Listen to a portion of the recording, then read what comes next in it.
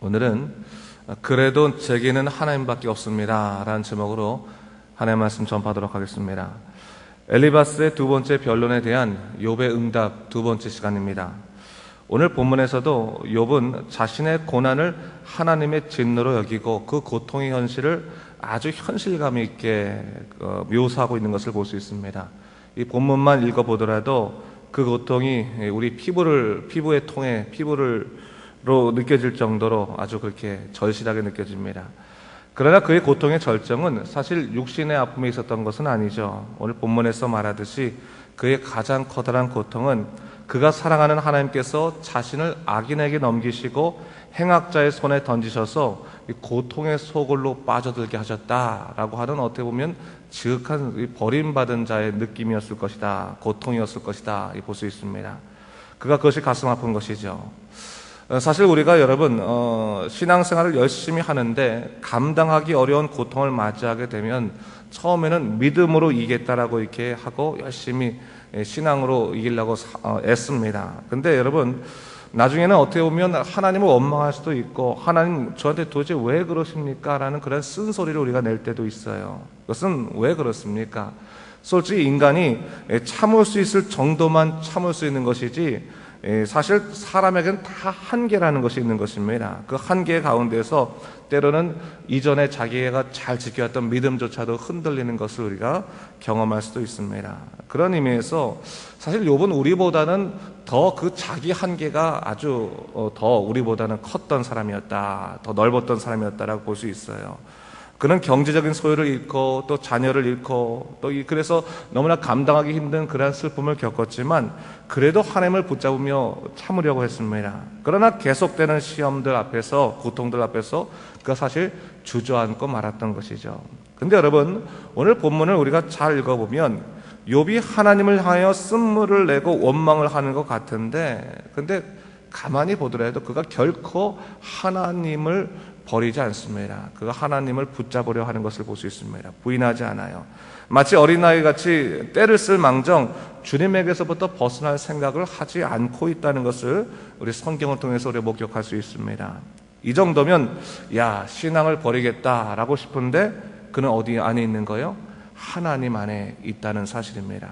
어떻게 보면요, 욥을 향한 하나님의 자신감이 바로 이것이 아니었을까라는 생각을 해봐요. 아무리 큰 고통 안에서도 하나님 안에 있을 수밖에 없는 자, 그 자가 바로 누구요? 욥이었다는 사실이에요. 너무나 큰 고통에서 하나님 저에게 왜 그러십니까? 원망도 하고 또 하나님께 부르지도 하고 또 어린아이처럼 땡깡도 부리고 그러지만 그런 모습이 결국 어디 안에 있다고요? 하나님 안에 있는 사람이 바로 욥이었다라는 것이죠. 아마 그런 고백이었을 것 같아요. 정말로 힘들고 어렸을 때 그에게 마지막 나오는 고백이 바로 주님 그래도 제게는 하나님밖에 없습니다, 그런 고백이 아니었을까, 그런 생각을 보게 됩니다. 오늘날 우리가 기도할 때요, 보통 하나님의 응답을 세 가지라고 말하죠. Yes라고 하는 것, No라고 하는 것, Wait, 좋다, 그렇게 허락하마, 아니다, 거부하시는 것도 있고 또 기다려라 하시는 것이 있을 수 있죠.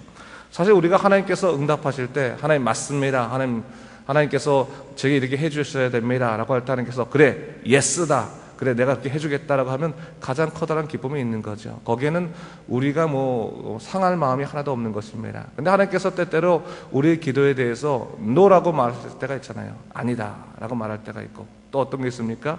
기다리라 이게 말씀하실 때가 있어요. 그럴 때는 참 마음이 고단하지 않겠습니까? 분명히 내 생각에는 맞는 것이고 이것이 정답인데 하나님께서 노라고 말씀하시면 상당히 당황스러운 거예요. 견디기 힘듭니다. 또 그거만큼 견디기 힘든 것 중에 하나가 뭡니까? 하나님께서 기다리라고 말씀하시는 거예요. 아직 때가 아니다, 충분히 기다려야 된다라고 말씀하실 때 더 답답합니다. 하나님, 제가 지금 죽을 것 같은데, 제가 지금 어떻게 견딜 수가 없는데 도대체 언제까지 기다려야 됩니까? 라고 하는 그 마음에 들어가게 되면 때때로 우리 마음속에 들어가는 것이 뭡니까? 불신앙이에요. 내가 이런 하나님을 믿고 싶지 않다 하면서 하나님 떠나고 싶은 마음이 사실 생기기도 합니다. 근데 욥은 달랐다는 거예요. 너무나 속상하고 고통스러워서 그의 내면 가운데서 쓴뿌리와 쓴물이 쏟아 나오긴 했지만 그 절망 속에서도 그가 결국 찾는 것은 뭡니까? 하늘에 계신 중보자다라는 것을 오늘 성경에서 이야기하고 있는 것입니다. 자, 18절부터 21절 말씀을 제가 세 번역으로 한번 읽어볼게요. 오늘 이 쭉 말씀들이 여러분들이 이 개역 개정으로 이해하기 힘드니까 세 번역으로 다시 한번 읽어보겠습니다. 땅아, 내게 닥쳐온 이 잘못된 일을 숨기지 말라. 애타게 정의를 찾는 내 부르짖음이 허공에 흩어지게 하지 말라. 하늘에 내 증인이 계시고 높은 곳에 내 변호인이 계신다. 내 중재자는 내 친구다. 나는 하나님께 눈물로 호소한다. 사람이 친구를 위하여 변호하듯이 그가 하나님께 내 사정을 아랜다. 얘기했어요. 오늘 본문에서 욥은 하늘에 계신 중보자에게 자기의 속사정을 아뢰고 있는 것을 볼 수 있습니다. 내 곁에서 내 친구가 되시고 중재자 되시는 그분께서 내 사정을 하나님께 아뢰실 것이다 라고 이야기하고 있습니다. 마치 욥이 예수 그리스도를 알고 있듯이 사람과 하나님 사이에서 진정한 중보자가 있다는 사실을 지금 이야기하고 있습니다. 사실 오늘 이 욥의 이야기는 예수님에 대한 실제적인 예언은 아닙니다. 그것은 그렇게 볼 수는 없습니다. 하지만 분명한 사실은 뭡니까? 욥의 말처럼 사람과 하나님 사이의 중보자다가 누가 되셨다는 거예요? 예수 그리스도가 되셨다는 사실을 우리는 모두 다 알고 있지 않습니까? 그것은 분명한 사실이에요.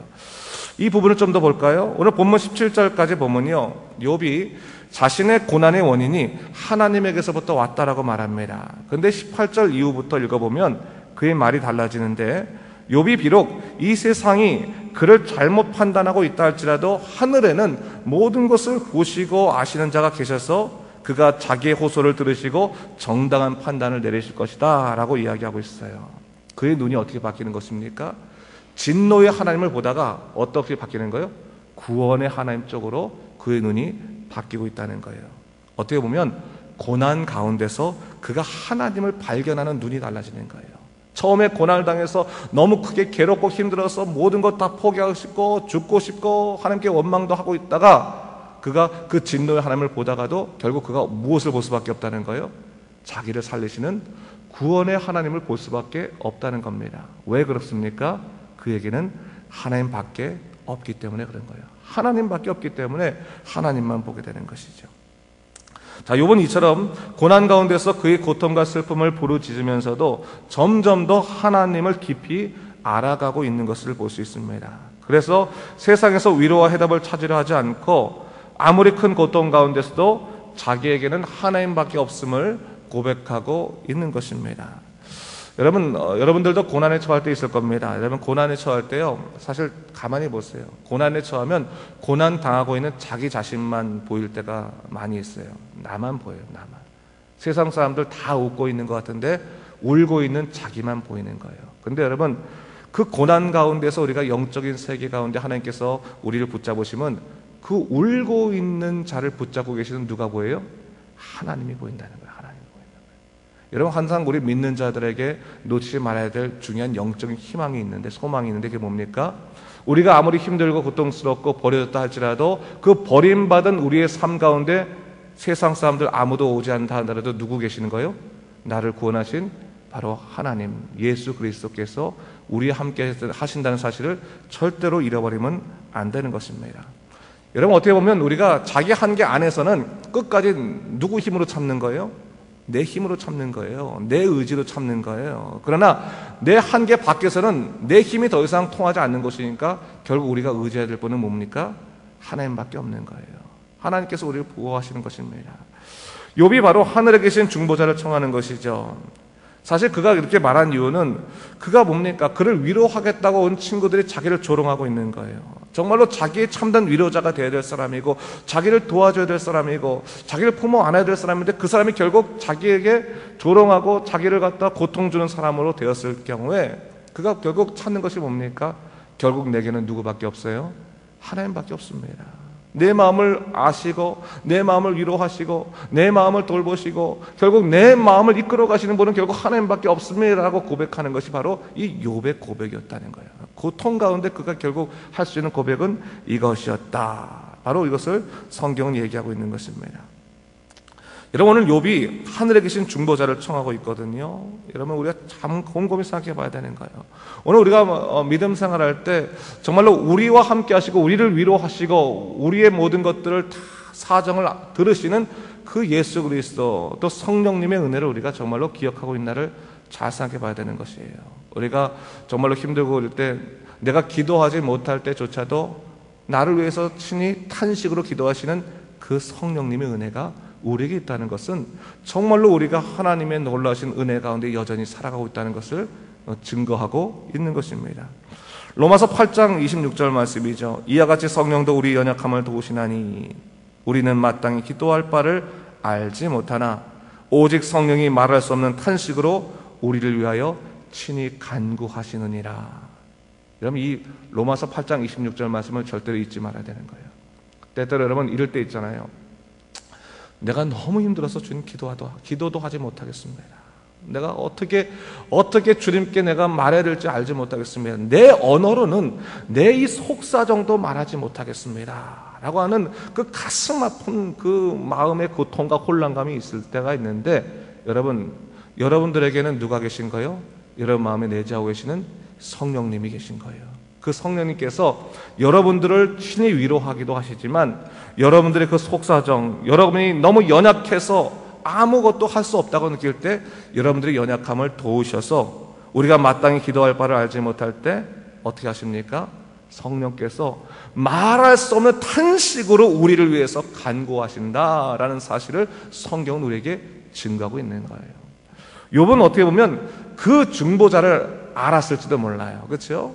예수님께서 아직 이 세상에 오지도 않으셨는데 바로 그 중보자, 자기의 속사정, 정말 자기의 어떻게 보면 내가 혹시 죄가 있어서 하나님께 징벌 받는 것이 아닌가라고 하는 그 혼란 가운데서도 자기의 속사정과 자기의 속마음을 아시고 하나님께 자기의 사정을 아시는 그 성령님이 계시다라고 하는 사실을 그가 그 마음속에서도 믿을 수 있었기 때문에 그가 이렇게 하늘에 계신 중보자를 찾지 않았을까라는 생각을 우리가 이 본문을 통해서 우리가 목격할 수 있게 되는 것입니다. 여러분, 오늘 이 욥의 이야기를 잘 다시 한번 기억해 보십시오. 아무리 힘이 들더라도 여러분들의 입술에서 나오는 그 고백은 그래도 제게는 누구밖에 없습니까? 하나님밖에 없습니다. 여러분, 아무리 고통스러워 고난이 있다 할지라도 하나님 안에 여러분이 계신 것입니다. 여러분, 그것이 가장 큰 은혜예요. 아골골짝 빈들 그곳에서 복음 들고 가는 여러분들, 특별히 정말 죽음의 골짜기 가운데서도 하나님께서 여러분들을 위로하시고 복음이 무엇인가를 우리에게 알려주실 거예요. 여러분, 저는 그런 생각을 해봐요. 우리가 복음을 전하는 것, 그 복음을 전하는 것이 단순히 예수님 믿으세요 하고 하는 전도만이 복음을 증거하는 것이 아니에요. 그 복음을 증거하는 또 다른 모습 중에 하나는 뭡니까? 여러분들의 고난과 고통 가운데서도 끝까지 하나님 안에 있는 것을 보여줌으로 말미암아 저 사람은 하나님의 사람이구나, 하나님께서 저 사람을 끝까지 돌보시는구나, 하나님 안에서 있는 사람들은 다르구나라는 것을 그의 삶의 모습을 통해서 증거하게 되면 그것이야말로 입술로 고백하는 것보다 더 큰 힘이 있는 것입니다. 그렇기 때문에 여러분, 오히려 여러분들이 어렵고 힘들 때 다시 한번 여러분의 삶을 돌아보세요. 비록 하나님, 제가 제 힘으로 하나님의 영광을 드러낼 수 없는 것 같지만 제 이 어려운 모습조차도 주님 받아주시옵소서. 그리고 주님의 커다라신 은혜와 능력과 그 위로가 내게 있을지언데 주 하나님 아버지, 저희 삶을 통해서 정말로 아버지가 나의 참 하나님이라는 것을 증거할 수 있는 그런 기회를 갖게 하여 주시옵소서. 제게는 정말로 하나님밖에 없음을 고백하는 귀한 일들이 내게 끊이지 않게 하여 주시옵소서. 그래서 여러분 고백하시기 바랍니다. 그래서 새로운 영적인 세계, 여러분 우리가 믿음 생활할 때요, 나날이 달라야 되지 않겠습니까? 어제보다는 오늘 더 하나님을 알아가고 또 오늘보다는 내일 더 하나님을 알아가는데, 그 고난 가운데서도 감추어진 하나님의 귀하신 뜻을 발견하면서 하나님의 능력 가운데 살아간 여러분 되시길, 하나님의 위로 가운데 살아가신 여러분 되시길 주님의 이름으로 축원합니다. 기도하겠습니다. 주님 감사합니다. 오늘 욥이 정말로 어렵고 힘든 상황이 있었지만 그가 하나님의 하늘에 계신 중보자를 찾으면서 그의 믿음이 더욱더 더 깊어지는 것을 볼 수 있습니다. 주 하나님 아버지, 우리 삶 속에도 어려움이 있고 고통이 있을 수 있습니다. 그러나 그 고난 가운데서도 하나님께서 지금까지 우리를 붙드셨던 그 많은 것들을 기억하면서 살아가도록 도와주시고 그것을 또 기대하며 앞으로도 우리의 삶을 지켜주시옵소서. 이기게 하여 주시옵소서. 우리에게 힘을 부어 주시옵소서. 감사드리며 예수님 이름으로 기도드립니다. 아멘.